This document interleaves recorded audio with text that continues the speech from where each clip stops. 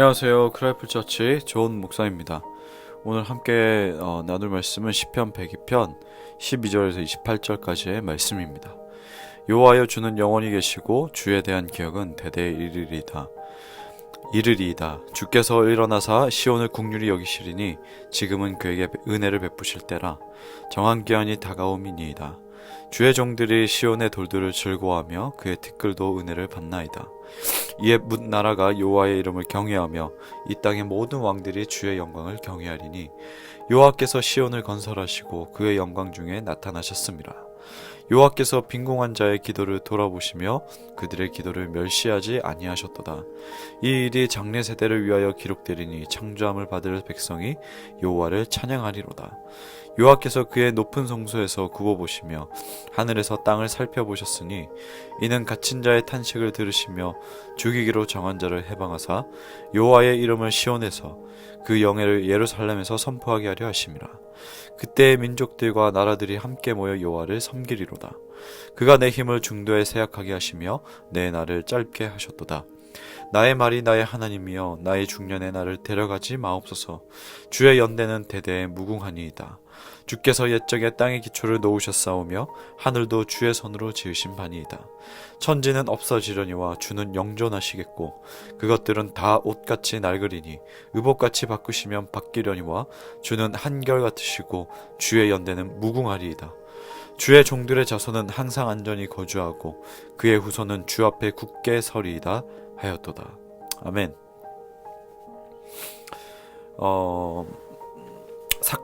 이 사고가 참 끊이지 않고 또 이 경제 상황마저 또 불경기에다가 이 불확실한 이 모습들이 이 사회 분위기에 계속 지속되면서 생겨난 몇 가지 모습이 있습니다. 사회적인 현상이 있는데 그 중에 하나가 바로 우리가 잘 알고 있는 소확행이라는 모습입니다. 작지만 확실한 행복이라는 뜻입니다. 예전처럼 경제 상황이 좋거나 이렇게 됐을 때에 지출 규모가 큰 아주 비싼 물건, 좋은 명품, 이런 사는 것에 별로 부담을 느끼지 않았는데 현재는 어쨌든 불확실한 경제 상황, 사회 정치 모든 그렇다 보니까 그런 것에 이제 부담을 느껴서 지출 규모가 작아졌는데 지출 규모는 작아졌더라도 이를 통해서 행복을 얻고자 하는 것, 그게 바로 소확행이라는 겁니다. 그리고 또 한 가지 모습이 바로 케렌시아라는 현상입니다. 여러분, 케렌시아라는 말을 아시나요? 이 투장의 소가 마지막 그 일전을 앞두고 잠시라도 숨을 고를 수 있는 자신만의 공간을 스페인어로 케렌시아라고 합니다. 이 투장의 이 소가 얼마나 다양한 감정이 있겠습니까? 흥분됐지요. 어쨌든 여러 창들도 찔리고 하니까 두려움도 있지요. 이런 여러 복잡한 감정이 뒤섞여 있는 이 투가 그 투가 진행되는 동안 이 케렌시아에서 소는 아주 잠시지만 이 머무는 동안에 마지막으로 에너지를 끌어모으고 인간과 죽을 힘을 다해서 정말 죽을 때까지 싸웁니다. 그래서 머물러서 힘을 고르고 충전하는 것이 바로 케렌시아인데, 이 직장인들 사이에서 나만의 케렌시아라는 모습은 이 소확행이라는 모습과 맞물려서 작지만 나만 있는 그 공간에서, 그리고 편의점에서 사온 이 소소한 주전부리와 음료, 그리고 내가 좋아하는 영화 혹은 TV를 보면서 아주 작지만 확실한 행복을 느끼면서 힘을 재충전한다라고 합니다. 싸움소처럼 매일 그 삶이 전쟁터 같고 또 죽을 힘을 다해서 하루를 보내는 현대인들에게 이 케렌시아가 너무나도 필요하다라는 의미가 퍼져나가고 있습니다.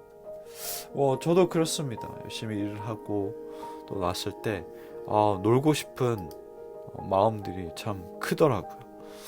그리고 별거 아니더라도 음료에 참 재밌는 뭐 드라마나 영화 한번 보면 별거 아니지만 참 스트레스를 푸는 그런 경험을 하게 됩니다. 이 시편 기자는 마찬가지로 이 민족의 케렌시아, 이스라엘의 케렌시아인 시온을 바라보고 있습니다. 이 시온이 어떤 장소입니까? 아주 과거의 찬란한 영광이었고, 민족의 자랑이었고, 이스라엘의 자부심이었고, 또 이스라엘이 바로 이곳에서 힘을 얻었던 그 시온이 폐허의 자리가 되었습니다. 다 무너지고 티끌이 휘날리는 이곳에서 시편 기자는 희망을 가진다고 합니다. 굴러다니는 돌과 힘없는 풀자락이 다시 일어날 수 있다라고 소망을 가지고 있습니다. 왜 그랬을까요? 13절에 주께서 일어나사 시온을 국률이 여기시리니, 16절에 여호와께서 시온을 건설하시고, 바로 어떤 일시적인 케렌시아가 아니라 정말 진정한 케렌시아, 나에게 진짜 생명을 공급해 주시는 하나님께 소망을 두었고, 하나님께서 일하시면 모든 것이 회복될 것이라는 믿음이 있었기 때문입니다. 그런 의미로 저와 여러분의 케렌시아는 무엇입니까? 우린 어디에 근거를 두고 무엇에 근원지를 두고 우리는 있습니까? 모든 수고를 다해서 성을 쌓아보지만 때로는 흔들리고, 어쩔 때는 모래 백사장에 쌓여진 그 성처럼, 모래성처럼 파도가 한번 싹 왔다 가면, 물결이 한번 싹 왔다 치면은 다 사라지기도 합니다. 그래서 낙담하고 다시 힘을 내어서 전보다 더 견고한 성을 쌓으려고 이렇게 저렇게 힘써보지만 될 수가 없습니다. 그것은 일시적이고 영원하지 않기 때문입니다. 26절 말씀을 볼까요? 천지는 없어지려니와 주는 영존하시겠고, 그것들은 다 옷같이 낡으리니 의복같이 바꾸시면 바뀌려니와, 27절 주는 한결같으시고 주의 연대는 무궁하리이다. 아멘. 내가 쌓은 케렌시아, 내가 찾고 있는 케렌시아, 내가 뭔가 어떤 현상에 의해서 찾아가고 만들어낸 그런 인위적인 케렌시아는 일시적으로 숨통을 틔우는 호흡기에 불과하지만, 하나님은 영원하시고 흔들림 없는 한결같은 생명을 주십니다. 올 한해도 저와 여러분은 어김없이 큰 전쟁터 같았던 시간을 보냈으리라 생각합니다. 그러나 이 전쟁터는 끝나지 않습니다. 내년에도 지속되겠죠.